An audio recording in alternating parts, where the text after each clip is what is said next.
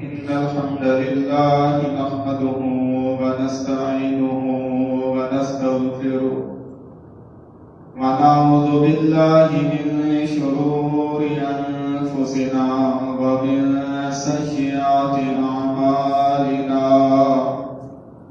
من يهده الله فلا مضل له ومن يضلل فلا هادي له وأشهد أن لا إله إلا الله وحده لا شريك له وأشهد أن محمدا عبده ورسوله صلى الله عليه وآله وسلم. أعوذ بالله من الشيطان الرجيم. يا أيها الذين آمنوا اتقوا الله حق تقاته ولا تموتن إلا وأنتم مسلمون. بسم الله الرحمن الرحيم. يا أيها الناس اتقوا ربكم الذي خلقكم من نفس واحدة وخلق منها زوجها وبث منهما رجالا كثيرا ونساء واتقوا الله الذي تساءلون به والأرحام إن الله كان عليكم رقيبا. يا أيها الذين آمنوا اتقوا الله وقولوا قولا سديدا يصلح لكم أعمالكم ويغفر لكم ذنوبكم ومن يطع الله ورسوله فقد فاز فوزا عظيما.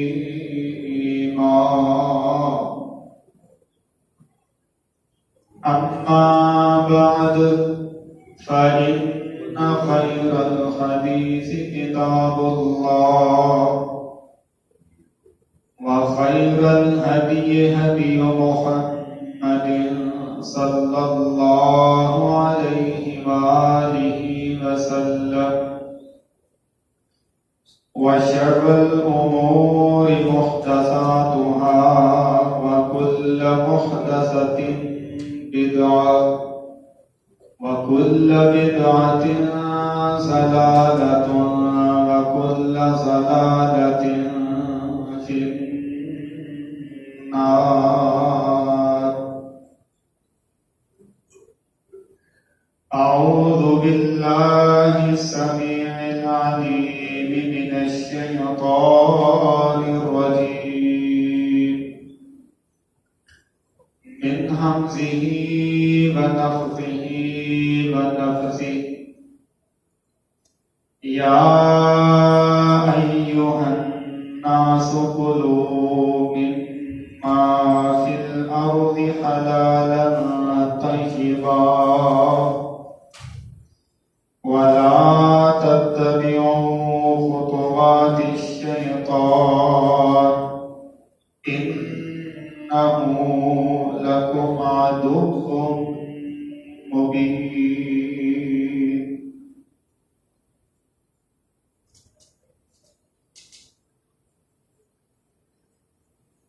رب اشرح لي صدري ويسر لي أمري واحلل عقدة من لساني يفقهوا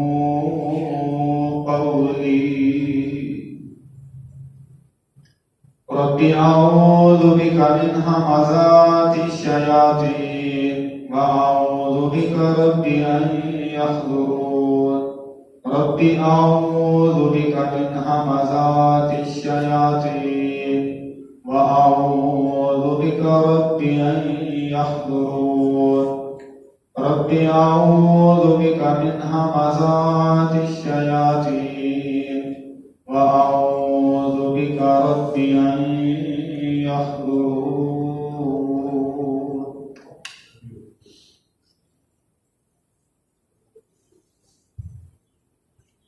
اللهم لا سهل إلا ما جعلته سهلا وأنت تجعل الحزن إذا شئت سهلا.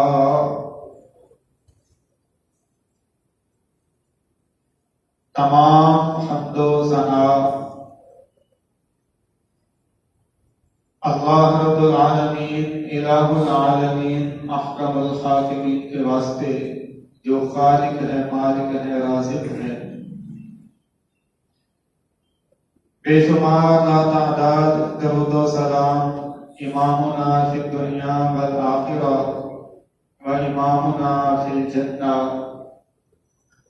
امام الاولین، امام الآخرین، امام النبیین، امام المرسلین، امام المتقین، امام الموحدین، امام المستغفرین، امام المنیبین، امام الصابرین، امام الشاکرین، امام المجاہدین، امام العابدین، امام الہدی، امام التقی، امام الغنا، امام الانبیاء، خطیب الانبیاء، خاتم الانبیاء، محمد رسول اللہ صلی اللہ علیہ وآلہ وسلم.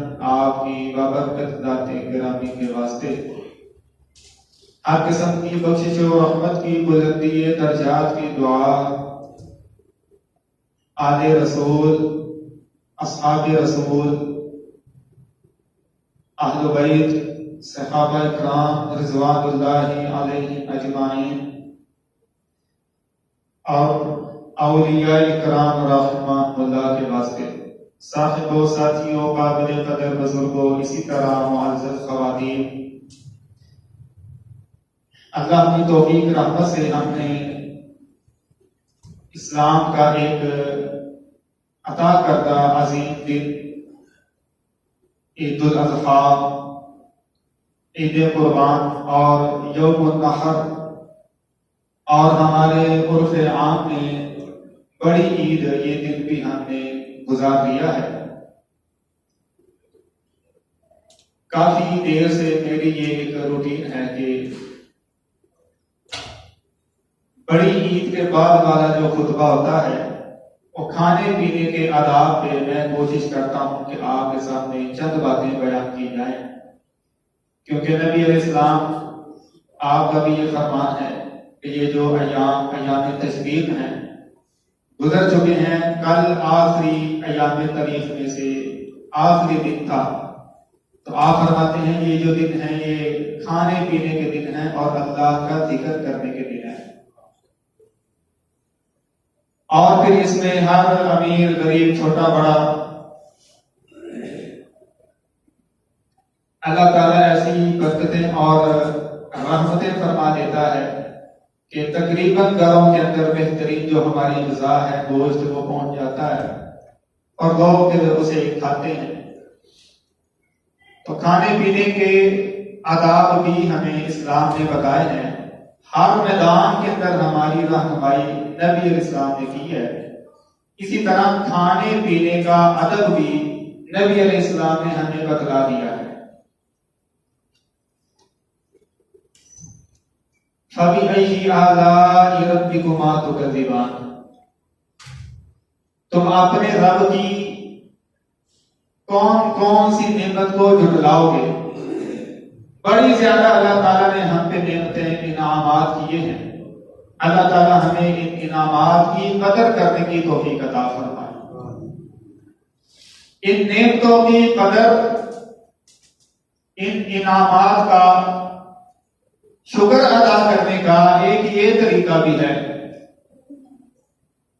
کہ انسان کو چاہیے کہ اپنے کھانے پینے کے اندر بھی امام الانبیاء محمد رسول اللہ صلی اللہ علیہ وآلہ وسلم آپ کے طریقے کو اپنائے. بلکہ ہمارے مسلمانوں کے لیے تو یہ چیز بہت زیادہ ضروری ہے. ہر میدان کے اندر کھانے پینے کے اندر بھی ہمیں نبی علیہ السلام کے طریقے کو ہی اپنانا ہے. اسی کے اندر خیر ہے, اسی کے اندر بھلائی ہے. اللہ اکبر کبیرہ. لیکن بہت زیادہ لوگ, بلکہ بہت زیادہ مسلمان اسلام کا نام لینے والے اس میدان میں نبی علیہ السلام آپ کی تعلیمات کو نہیں اپناتے, آپ کی تعلیمات پہ عمل نہیں کرتے. یہی وجہ ہے کہ بہت سی بیماریاں وہ جسمانی ہوں یا روحانی ہوں, بہت سی بیماریاں جسمانی بھی روحانی بھی, اسی لیے ہم ان بیماریوں میں مبتلا ہو جاتے ہیں کہ ہمارا طریقہ کھانے پینے کا نبی علیہ السلام کے مخالف ہے, آپ کی خلاف ورزی کرتے ہیں.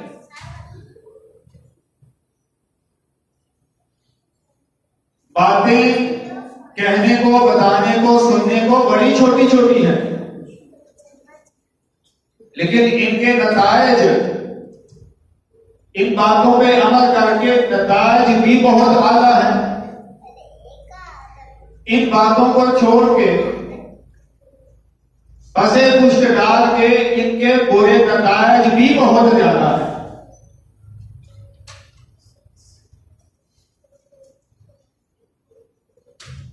نبی علیہ السلام کا یہ طریقہ ہے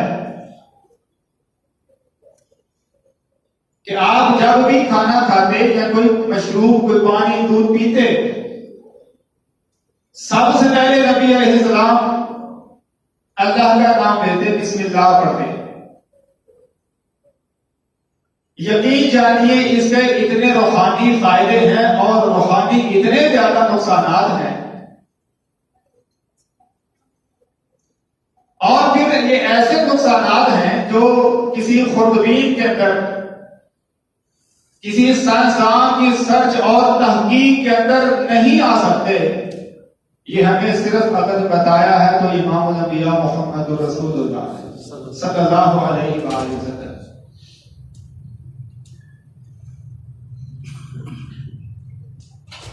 فوائد کیا ہیں؟ کھڑے ہو کے بندے کو نبی علیہ السلام نے دیکھا کہ وہ پانی پی رہا ہے, تو آپ نے کہا کہ تو پسند کرتا ہے کہ تیرے ساتھ ساتھ ایک بلی بھی پانی پیے؟ تو اس نے کہا میں تو نہیں پسند کرتا. سلسلہ صحیحہ کے اندر روایت ہے, کہا میں تو نہیں پسند کرتا کہ میرے ساتھ ایک بلی پانی پیے. تو آپ فرماتے ہیں تو کھڑے ہو کے پانی پی رہا ہے, تیرے ساتھ بلی سے بھی برا شیطان بھی پانی پی رہا ہے. صحیح مسلم کی روایت ہے, فرمایا جس نے کھڑے ہو کے پانی پی لیا اسے چاہیے کہ وہ باہر نکال دے, کیا کر دے. فرمایا کہ اتنا نقصان ہے کھڑے ہو کے پانی پینے کا کہ تمہیں پتا چل جائے کہ تمہارے پیٹ میں کیا ہے تو تم اسے باہر نکال دو. لیکن ہمارے ہاں فیشن کے نام پہ یہ جرات دکھا جاتا ہے, یہ فیشن سمجھا جاتا ہے کہ کھڑے ہو کے کھانا ہے, کھڑے ہو کے پینا ہے. ہاں, اضطراری کی, مجبوری کی حالت میں یہ ثابت ہے نبی علیہ السلام سے. ساری روایات کو جمع کر کے جو نتیجہ علماء نے اخذ کیا ہے وہ یہی ہے کہ بیٹھنے کی مقبول جگہ نہیں ہے, یا کبھی ایسا ہو گیا کہ تھوڑا بہت ہے وہ بندہ اگر کھڑا ہو کے پی دیتا ہے تو اس کی اجازت ہے. لیکن عام روٹین کہ کھڑے ہو کے کھانا پینا ہے, اسے ہی اپنا لینا نہایت بری بات ہے. اب جہاں تعلق ہے بسم اللہ کا, جو میں نے بات کی ہے, کھانے پینے کے وقت نبی اعظم فرماتے ہیں فَإِنَّ الشَّيْطَانَ يَرْصُدُ النَّاسَ, شیطان لوگوں پہ مورچہ لگا کے بیٹھا ہوا ہے. حتیٰ اِنَّ مَطْعَمِ, یہاں تک کہ بندے کے کھانے کے وقت بھی وہ پوری گات لگا کے اور زن بیٹھا ہے. جو ہی بندے نے اللہ کا نام لے لیا, بسم اللہ پڑھ دی, اب وہ کھانا اور پینا جو بھی ہے وہ شیطان کے لیے خراب ہو گیا. وہ شیطان کے لیے وہ اس پہ کھانے پینے کی طاقت ہی نہیں رہی, وہ کھا نہیں سکتا, وہ پی نہیں سکتا.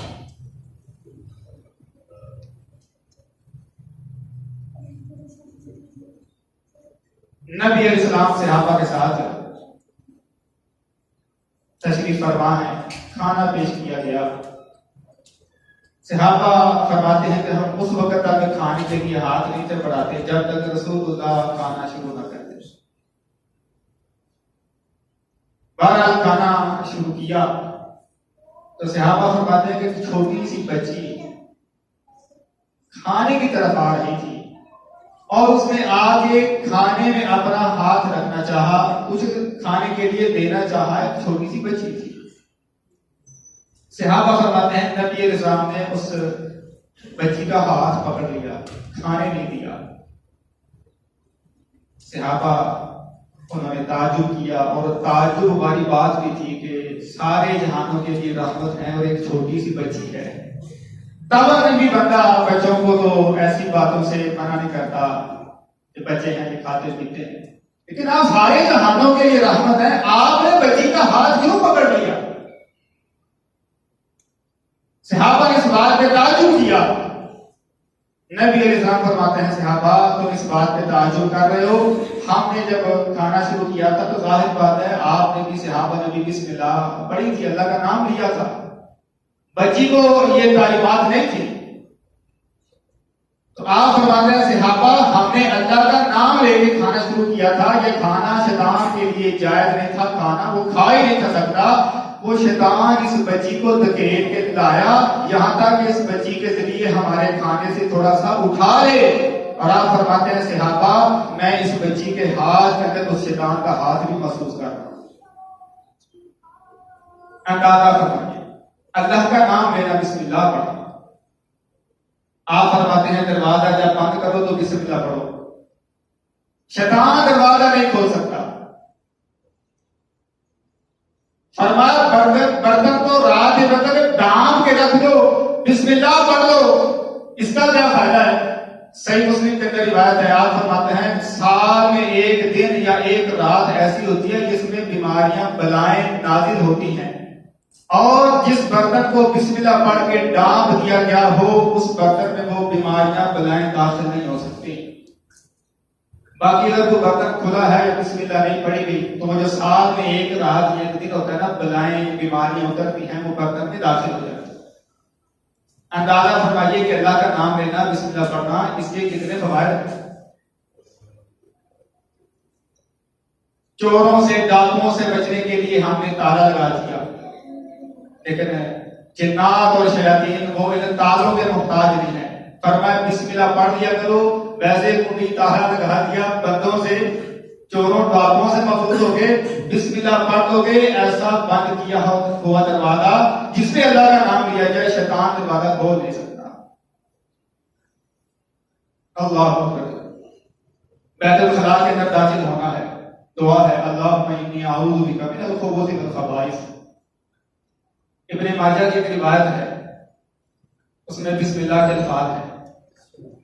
فرمایا یہ جنات کی نظروں میں اور ابن آدم کے جو صدر ہے اس کے درمیان دیوار حائل ہو جاتی ہے جو بسم اللہ پڑھتا ہے.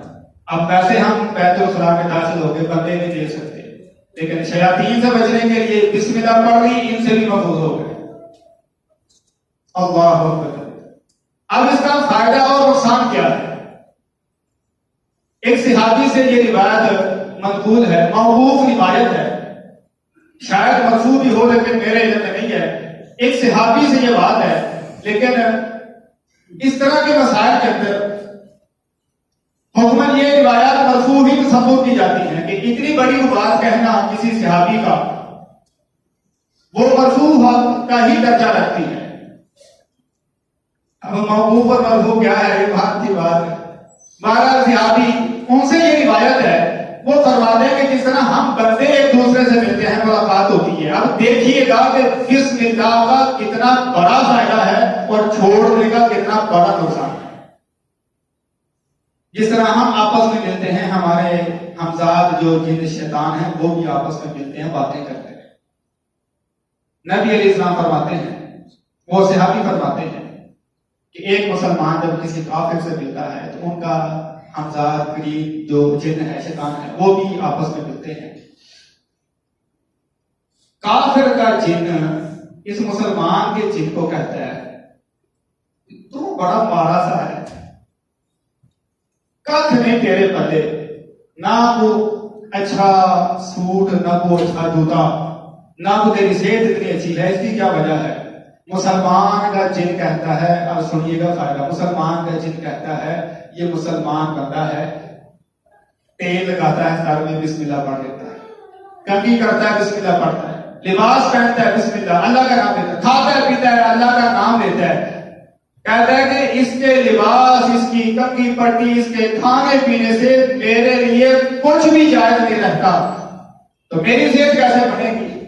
پھر یہ مسلمان کا جو جن ہے یہ کافر کے جن سے کہتا ہے کہ تو بڑا پہلوان ہے، بڑا تگڑا موٹا تازہ ہے، اس کی کیا وجہ ہے؟ وہ کہتا ہے کافر بندہ ہے،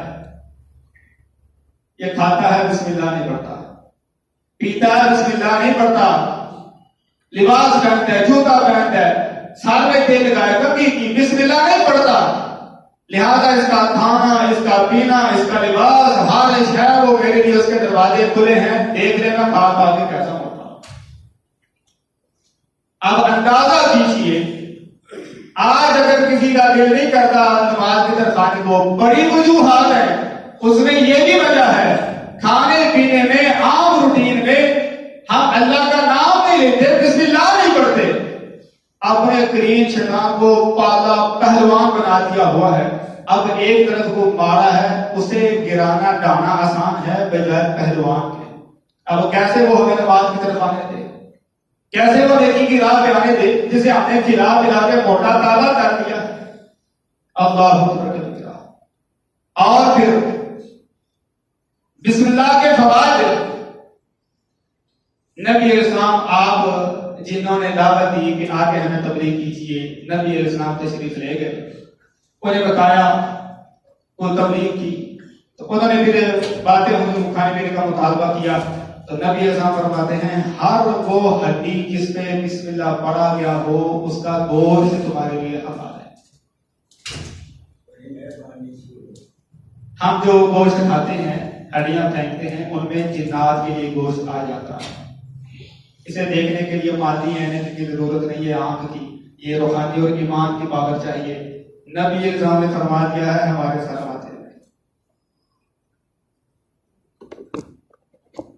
اب ایک تو ہم جنات کو پالتے ہیں، اور سنیے کہ کن جنات کو، اب بندے نے بسم اللہ پڑھ کے کھانا کھایا، اب چل رہے ہیں نا بکرے شکرے سریاں پائے، چھوٹا بڑا اونٹ ہر شے چل رہی ہے، بسم اللہ پڑھ کے کھانا کھایا، وہ ہڈیاں پھینک دی، جس ہڈی پہ بسم اللہ پڑھی گئی تھی اس پہ جو گوشت پیدا ہوگا وہ مسلمان ہمارے بھائی جنوں کی خوراک بن جائے۔ بسم اللہ نہیں پڑھی، کھانا ویسے ہی کھا لیا، ہڈیاں پھینک دی، اب اس میں جو گوشت چڑھے گا وہ مسلمان تو کھا نہیں سکتے، وہ کافر اور ہندو سائی اس طرح کے جو جن شیاطین ہیں وہ کھانا کھائیں گے۔ اندازہ کیجئے کہ ہم اپنے ساتھ ساتھ کنہیں پال رہے ہیں۔ یہ سارے فوائد کس بات کے ہیں؟ بسم اللہ کے، اللہ کا نام لینے کے۔ اس لیے قدر اس اللہ کے نام کو، بسم اللہ کو معمولی مت سمجھیے، کھانے پینے میں، لباس پہننے میں، اپنے روٹین کے جو 6 کام ہیں کرنے سے پہلے بسم اللہ پڑھ لیجیے۔ اللہ تعالیٰ ہمیں اس بات کا اہتمام کرنے کی توفیق عطا فرمائے۔ اس پہ اور بھی بولا جا سکتا ہے، بہرحال اب کھانا کتنا ہے؟ نبی صاحب فرماتے ہیں جو مومن بندہ ہے وہ 1 آنت کھاتا ہے، اور جو کافر ہے وہ 7 آنتیں کھاتا ہے، بالکل فل پیٹ بھر کے۔ کبھی اگر بندہ پیٹ بھر کے سیر ہو کے کھا لے تو اس بات کی اجازت ہے، نبی صاحب سے صحابہ سے یہ ثابت ہے، لیکن روٹین ہی یہ ہو کہ جب بیٹھنا ہے بس کر کے اٹھنا ہے، یہ نبی اسلام آپ کی تعلیم نہیں ہے۔ اللہ اکبر۔ کھانا کھانے کے بعد نبی اسلام نے دعائیں بتلائی ہیں. آپ فرماتے ہیں جو کھانا کھانے کے بعد پڑھتا ہے الحمدللہ الذی اطعمنی ھذا ورزقنی من غیر حول منی ولا قوت.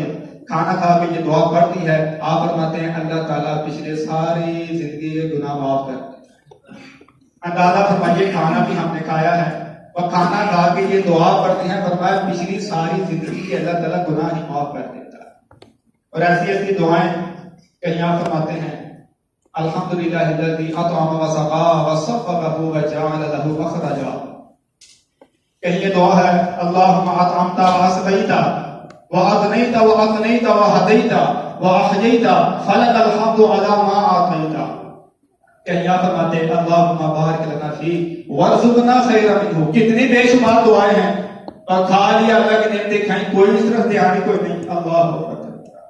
اور کھانے کے بعد برتن کے اندر تھوڑا سا جناب چھوڑ دیا. یہ بھی ایک فیشن کے نام پہ ہمیں غیروں نے صورت دے دی ہے.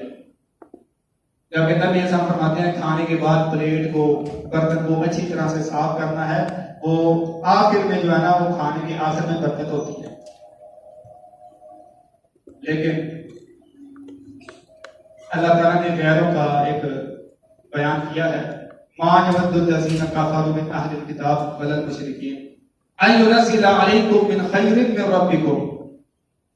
اہل کتاب میں سے کافر اور مشرکین یہ نہیں چاہتے کہ تمہارے اوپر تمہارے رب کی طرف سے کوئی خیر کوئی بلائی نازل ہو جائے, وہ چاہتے ہیں.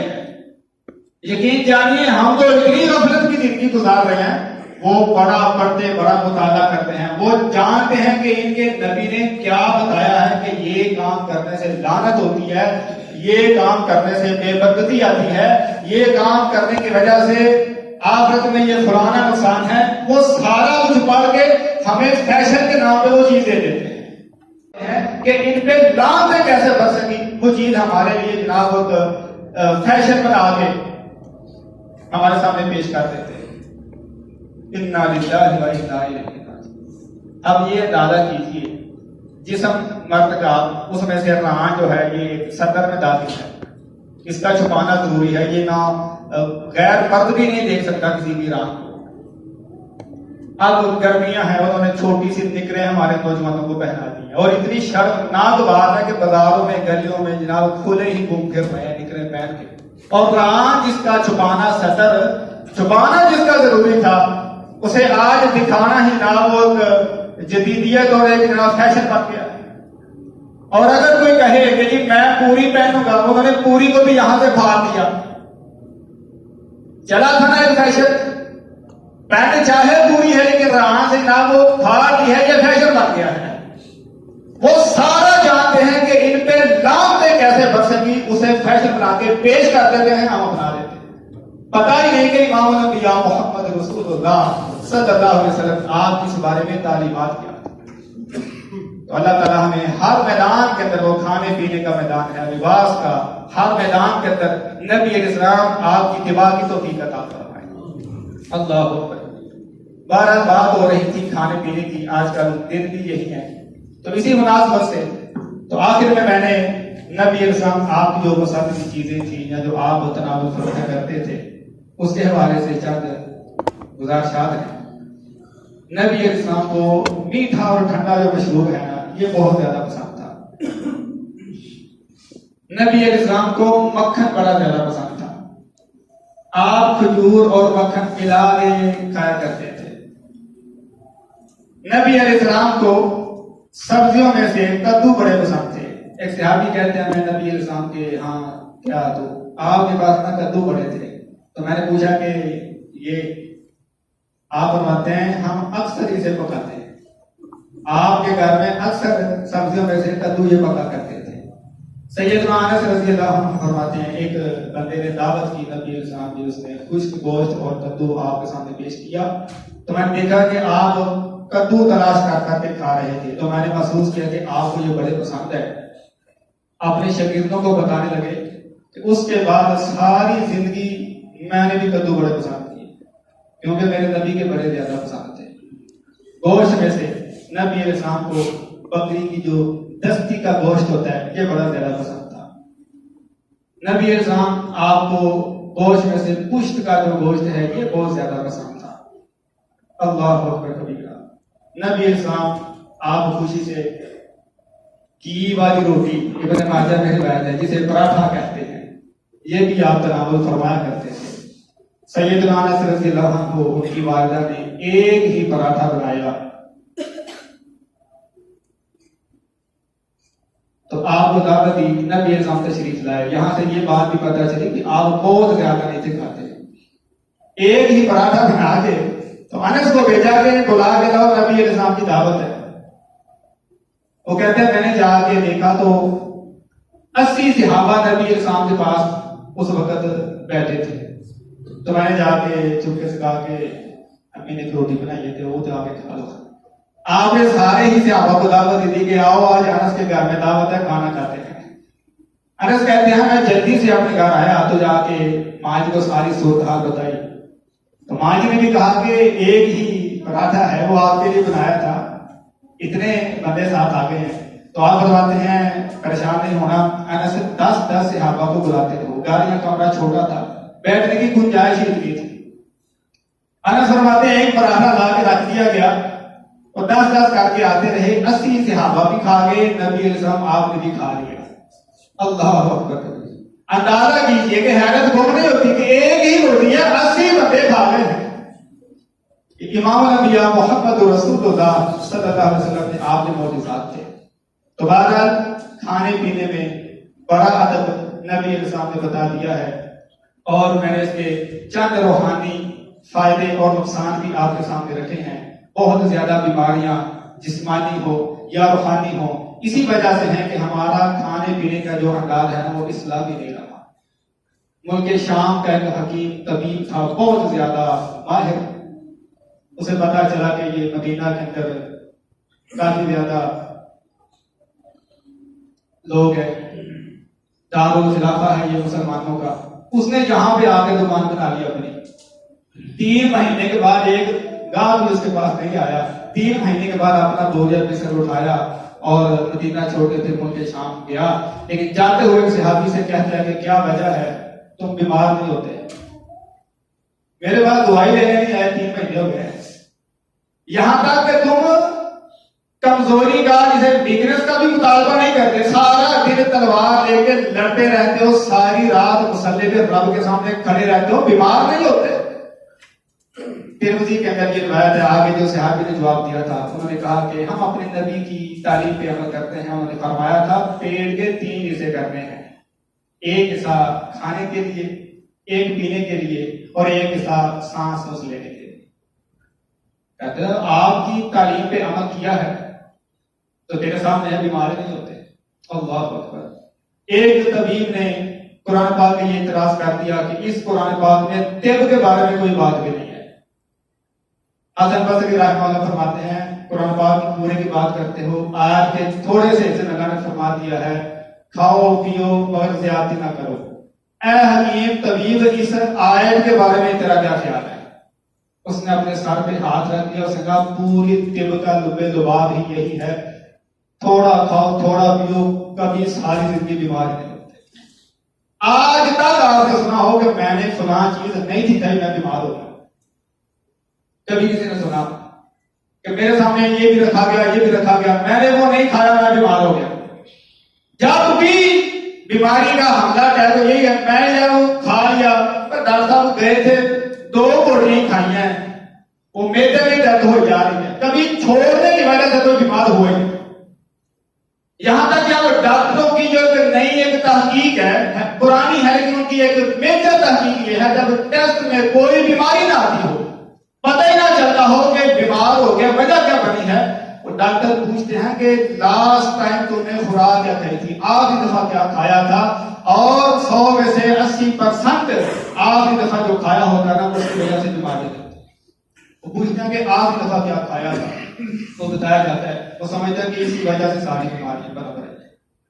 تو بہرحال یہ اسلام کی تعلیمات ہیں، بہت بڑے بڑے یہ راز تھے، اربوں خربوں خرچ کر کے یہ چیزیں ہمیں شاید نہ ملتی.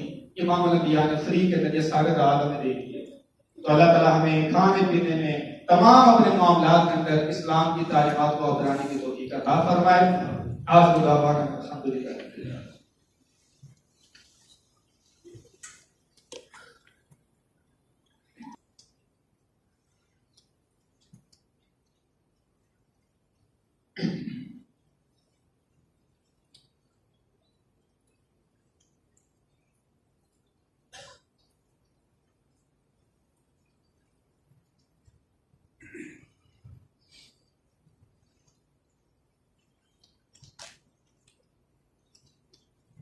اعلان ہے اپنا جو ریکارڈنگ تسی دیکھتے ہو سارے پرائے والے نہیں پڑھ سکتے انہوں نے چینل بنایا ہے یوٹیوب تے اصلاح مسلم کڑے بھائی بشیر بولا صاحب وہ پرسا بھی انہوں بھیجتے ہیں ہر جماعت ریکارڈ کرنے واسطے اصلاح مسلم چینل تو یہ جڑا ہوں خطبات اور دروس یہ مل جاتے اللہ تعالیٰ تبلیغ دی اقران دی اور آگے اسلامی تعلیمات پھیلان دی توفیق عطا فرمائے. دوسرا اعلان ایک موٹر سائیکل کی چابی کسی ساتھی کی ملی ہے اور جس کی بھی ہو گئے نماز کے بعد آنے دی جائے جائے. ویسے مسجد کے اندر گم شدہ چیز کا اعلان کرنا منع ہے لیکن کیونکہ صورتحال ایسی ہے کہ چابی مسجد کے اندروں ملی ہے تو ایسی کسی ساتھی کی ہوئے گی اس وجہ تو مناسب سمجھے موٹر سائیکل کی چابی اپنے چیک کر رہے ہیں کسی ساتھی دی ہو گئے تو نماز کے بعد اپنی چابی لے جائے. ان الحمد للہ نحمده ونستعینہ